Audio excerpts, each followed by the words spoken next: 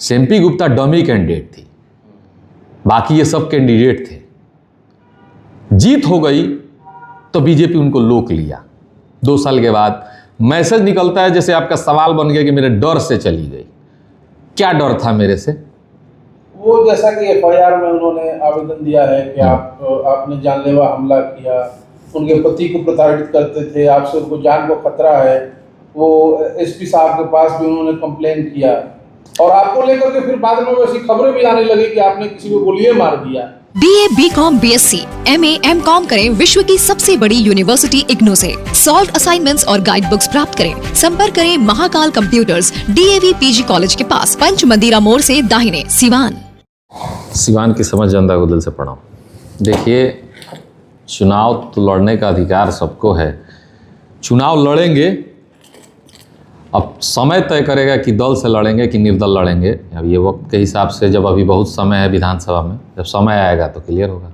लोग चर्चा कर रहे हैं कि जीवन यादव पार्टी क्यों नहीं ज्वाइन कर लेते हैं? देखिए, पार्टी ज्वाइन सब लोग करते हैं, हम भी करेंगे, लेकिन हमारा एक सिद्धांत है कि हम एक बार जिस पार्टी में जाएंगे, अंत तक की राजनीति, जब तक हम जीवित रहेंगे या जब तक राजनीति करेंगे तब तक हम उसी दल में रहेंगे। हम कोई भी फैसला सोच समझ के लेते हैं। सदर से चुनाव लड़ना आपका तय है? नहीं, देखिए, सदर मेरा विधानसभा जो है मेरा घर है, मैं वहाँ का निवासी हूँ, उस विधानसभा मेरा घर पड़ता है, तो जाहिर सी बात है कि कोई भी चुनाव लड़ता है तो अपने घर से ही लड़ता है। तो आने वाला समय में जब भी चुनाव लड़ना होगा, हम अपने ही घर ही से न लड़ेंगे। अब समय तय करेगा कि दल या निर्दल। ये चुनाव आप 3 वर्ष होने को है, उस वक्त भी लड़े थे और सिम्पी गुप्ता को चेहरा बनाया था। अच्छा सवाल है आपका। हम एक सवाल का जवाब देने से पहले एक सवाल पूछेंगे कि जब हम सिम्पी गुप्ता को चुनाव लड़ा रहे थे, तो आप बताइए कि सिर्फ सिम्पी गुप्ता चुनाव लड़ी थी कि और भी सारे कैंडिडेट थे? उसमें दौर में तो और सारे भी कैंडिडेट होंगे ना। और किसी कैंडिडेट का नाम बताइए। बहुत लोग थे, 1-2 नाम बताइए। इंतखाब अहमद थे, चलिए, और अनुराधा गुप्ता थी। चलिए ठीक है। तो अनुराधा गुप्ता किस पार्टी से चुनाव लड़ी थी? ये तो कोई पार्टी का चुनाव होता नहीं। पार्टी में थी ना उस समय, भाजपा की नेत्री है, लेकिन ये तो इस चुनाव का तो पार्टी से कोई मतलब ही नहीं। बीजेपी की नेत्री हैं, थी और रहेंगी। दमखम से बीजेपी के कैडर, दमखम से बीजेपी के नेता लगे थे। चुनाव अनुराधा गुप्ता को जिताने के लिए पक्ष विपक्ष दोनों लगा हुआ था। हम तो चुनाव में थे, हम तो खुद उस चुनाव में थे, दर्शक की तरह हम देख भी रहे थे कि कौन किसको कितना मदद कर रहा है। धन, बल, पावर पोजीशन, सबसे अनुराधा गुप्ता को मदद किया जा रहा था। ऐसे अनुराधा गुप्ता नेत्री हैं भी, 2 बार चेयरमैन भी रही हैं। रही बात सिम्पी गुप्ता की, तो जिस समय चुनाव हो रहा था उस समय इंतखाब भाई थे, बबलू चौहान थे, बबलू शाह थे, अनुराधा गुप्ता थी। बबलू शाह भी उप चेयरमैन रहे हैं, बबलू चौहान भी चेयरमैन रहे हैं, इंतखाब भाई वार्ड पार्षद रहे हैं, अनुराधा गुप्ता भी चेयरमैन रही हैं। सब किसी न किसी दल से थे, समर्थन लेके चुनाव लड़ रहे थे। हम किसी दल में नहीं थे, हम अपने समाज की सेवा के बदौलत चुनाव लड़े थे। अपनी माँ को लड़ाए थे, मेरी माँ की किस्मत में नहीं था, तो सिम्पी गुप्ता को मैं कैंडिडेट बनाया घर से निकाल के। तो सिम्पी गुप्ता तो भाजपा में चली गई। वही तो बताना चाहते हैं कि बीजेपी अनुराधा गुप्ता थी ही, जब उसको हम मदद कर ही रहे, माने बीजेपी अनुराधा गुप्ता को चुनाव लड़ाने में मदद कर ही रहा था, तो सिम्पी गुप्ता की क्या जरूरत थी बीजेपी में? लोग कह रहे हैं कि आपके डर से जो है वो भाजपा में जाकर के वो सदस्यता ली। हम तो यही कहेंगे कि बीजेपी जीता हुआ चेहरे को अपने पार्टियों में मिलाती है। हम तो ये भी कह सकते हैं। अगर लोग कहेंगे कि हमारे डर से, तो हमारा डर क्या है? खुद भी बहुत सारी चीज़ें हुई, वो आपको लेकर के थाने में पहुंच गई कि आपसे उनको जान का खतरा है, फिर गोली कांड हुआ, तमाम चीज़ें हुई। गोली कांड और उनका केस करना में बहुत अंतर, वो अलग मैटर था, ये अलग मैटर था, वो सब राजनीतिक। कहने का मतलब है कि वो यही बात वो कहते हैं। हम ये आपसे जानना चाहते हैं कि अनुराधा गुप्ता नेता है कि सिम्पी गुप्ता? दोनों अपनी अपनी जगह पर हैं वर्तमान समय में। सिम्पी गुप्ता वर्तमान की बात करते हैं भविष्य की बात नहीं हम कर रहे हैं, भूतकाल की भी तो बात करेंगे ना। भूतकाल में सिम्पी गुप्ता घर की एक खाना बनाने वाली किचन की एक महिला थी और राधा गुप्ता ऑलरेडी चेयरमैन रह चुकी थी। हमारे कहने का एक ही मकसद, जैसे आपने सवाल किया, हमारे कहने का मतलब है कि बीजेपी बना बनाया खाना खाता है। अनुराधा गुप्ता को बीजेपी में लेने की तो कोई ज़रूरत ही नहीं, ऑलरेडी अनुराधा गुप्ता एक नेत्री थी। तो जाहिर सी बात है कि अनुराधा गुप्ता तो होने के बाद अगर सिम्पी गुप्ता को बीजेपी में पार्टी ले ली तो कहीं ना कहीं इस शर्त पे ले ली कि उनके पास 3 साल बचा हुआ था। चलिए, आपको बुरा लगा, नहीं। बीजेपी से नाराज है? नहीं, सीधे बीजेपी पे है।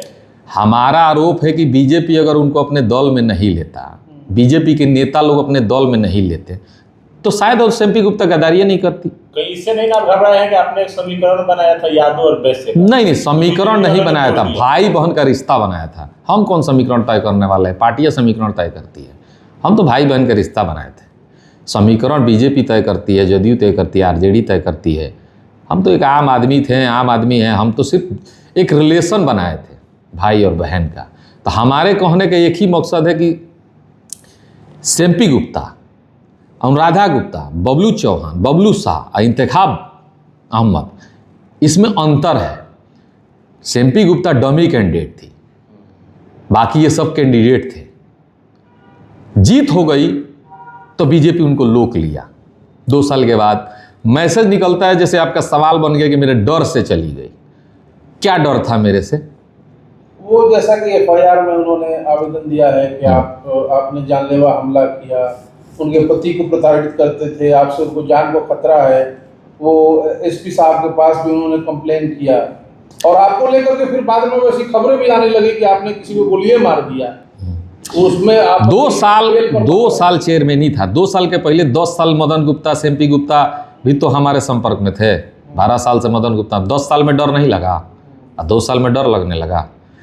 पद मिलने के बाद, और जैसे एग्जाम्पल है कि अगर हम आपसे 5 लाख ले लेंगे ना और नहीं देना होगा तो हम आप पे केस कर देंगे कि आप हमको रंगदारी मांग रहे हैं। ये ही होता है, ये दुनियादारी है।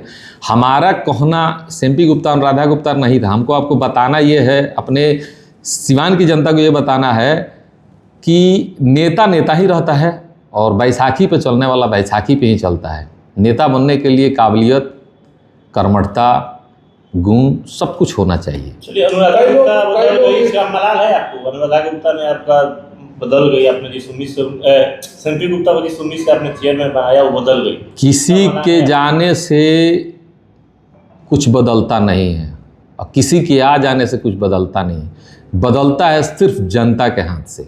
जनता तय करती है। तो आज विजय लक्ष्मी जी सांसद हैं, सत्य है और कोई बात नहीं। जनता ने तय किया तो सिम्पी गुप्ता चेयरमैन बनी, अनुराधा गुप्ता नहीं बनी। तो ये सब जनता के हाथ में है, जनता जवाब देगी। हाथ कंगन को आरसी का, पढ़े लिखे को फारसी का। चुनाव फिर होगा। ऐसा नहीं है कि आखिरी चुनाव था देश का, इसके बाद फिर चुनाव होगा। पता चल जाएगा कौन नेता है, कौन डमी है। इधर उधर से सुनने में आता है कि सिम्पी गुप्ता जो है वैश्य चेहरा हो सकती हैं सिवान सदर से। अच्छी बात है, कम से कम इस बात का हमको खुशी होगा कि हमने जिसको चेयरमैन बनाया वो जब विधायक हो गई। लेकिन हमें ये लगता है कि सिम्पी गुप्ता एज ए बैसाखी के सहारे चलने वाली एक महिला है, नेता तो है नहीं। तो वो जो पहले से राजनीति में है, जो 20 वर्षों से, 15 वर्षों से, 10 वर्षों से, 5 वर्षों से अपने घर का व्यवस्था अपने बदौलत राजनीति कर रहे हैं, अपने मेहनत के बदौलत राजनीति कर रहे हैं, वो कहाँ जाएंगे? हर आदमी की राजनीति की एक शुरुआत होती है। सिम्पी गुप्ता की शुरुआत आपसे हुई, किसी न किसी छोर से शुरुआत होती है। सिम्पी गुप्ता आज भाजपा में है, प्रदेश अध्यक्ष उनको आरजेडी में काहे नहीं चलेगी? प्रदेश अध्यक्ष उनको। मेरे सवाल का जवाब दीजिए ना, आरजेडी में क्यों नहीं चलेगी? हम पूछते हैं कि आरजेडी क्यों नहीं ज्वाइन कर ली? पता है क्यों? राजद और भाजपा में क्या अंतर है?